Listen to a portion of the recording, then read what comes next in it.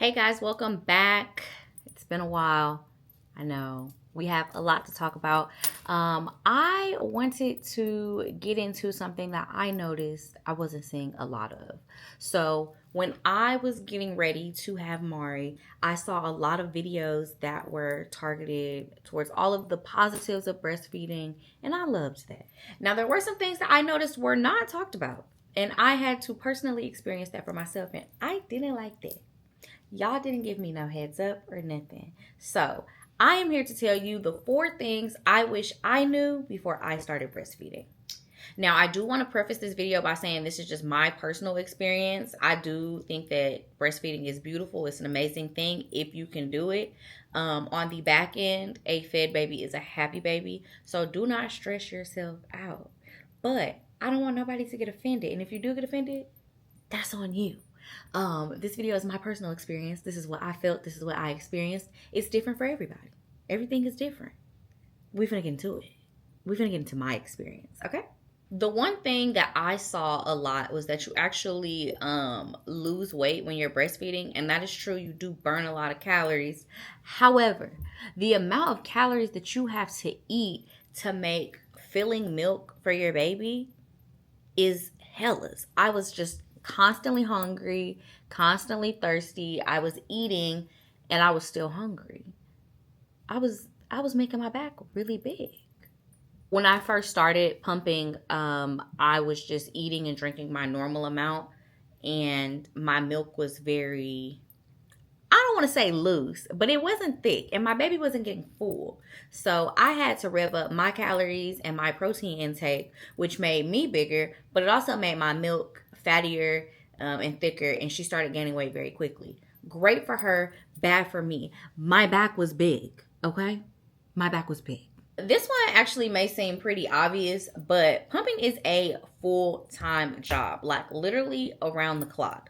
So when you first start pumping, you have to pump every 2 hours. You don't really have 2 hours. It's not really 2 hours.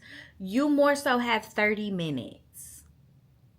30 minutes between washing the pump parts, the actual pumping, which is 28 to 30 minutes per pump session, washing the parts, packaging the milk if you're storing it or putting it in a bottle. You have even less time if you're nursing because you're holding a baby while you're nursing. Live your life. I did both, but you really don't have that much time. So by the time that I ate, drank something, fed the baby, changed the baby, and then pumped, I had 30 minutes. And it just goes and goes and goes. It's just an endless clock. Endless. It just never stops. It never stops. It never stops. Never stops. My third thing is very serious and very, very dear to my heart, and that is the guilt you feel when you cannot produce the milk that you should be producing.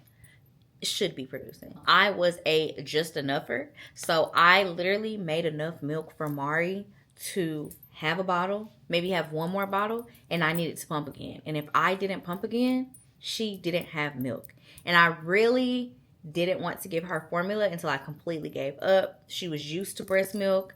I tried to give her formula one time and she gagged and didn't drink it, and she cried until she got breast milk. So the guilt you feel not being able to produce milk, because when you get on social media, you see all these moms that have a freezer stash and that are overproducing, and everybody is just making enough. You're not. So when your milk is in this in-between stage, there's just a certain guilt that you just feel, and you can't turn it off. And you know that you shouldn't feel bad because it's not something you can really control. But it's one of those things that's easier said than done.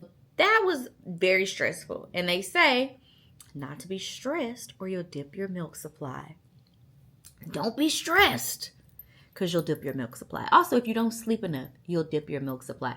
Nobody told me the amount of things that would impact my milk supply. One time when I was pumping, I had an allergic reaction. My allergies are really bad. And I took a Benadryl. And I didn't know that allergy medicine affects your milk supply. And so my milk supply started to dip. And also Benadryl gets into your milk. So not only was it affecting my supply, but my baby was sleeping all the time. And I was like, why is she so tired? Like she's usually up. She was off the Benadryl, okay? She was knocked out.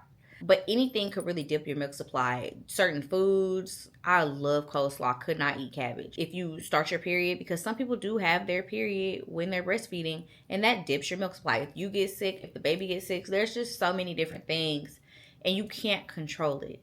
So at one point you have milk, you're going, and then you don't, and it's rough. And everybody's like, oh, why didn't you, keep breastfeeding? You can't do anything. You're in titty jail.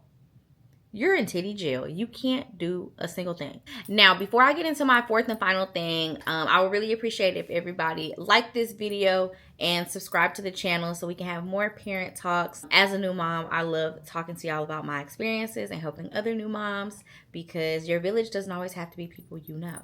It could be strangers. We could be besties. So make sure you follow me on all the socials. I'm going to tag them below, and then subscribe to the video and like the video. And then we're going to get into number 4. Okay. All right. My fourth thing, which probably does not come to a shock to y'all, is weaning. Weaning was difficult because you are basically pregnant all over again. So if you had pregnancy symptoms and you didn't like them, tough. I personally felt nauseous, felt fatigued. I was tired. I had a headache. It was basically just a first trimester all over again. And I actually produced more milk when I pumped less, and when I was trying to cut pumps, than when I was pumping on schedule every couple of hours. It's just something that you want to be prepared for. I would say something that I would do differently if I was breastfeeding again, which I would do if I was breastfeeding again, would be to constantly make sure I'm taking my vitamins.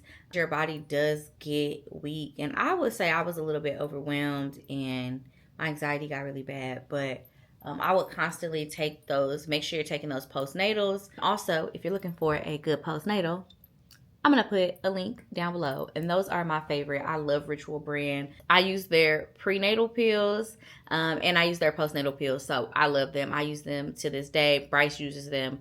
And when Mari's old enough, she will use them too. If she wants to. Her choice. Live her life. She'll be grown-ish. So those are 4 things I wish I knew before I started breastfeeding. Again, this is personal to me. This is my experience. If you had a different experience, I would love to hear it. Tell your story in the comments or write me personally on any of my socials. But I'm excited to continue to have these talks with y'all. If there's anything that you would like to hear me talk about my experience on, I have not made a video about it, child. I got a list for y'all. I have so many videos that I'm just waiting to upload. What am I waiting on? Stop asking questions and just like the video, okay? Bye.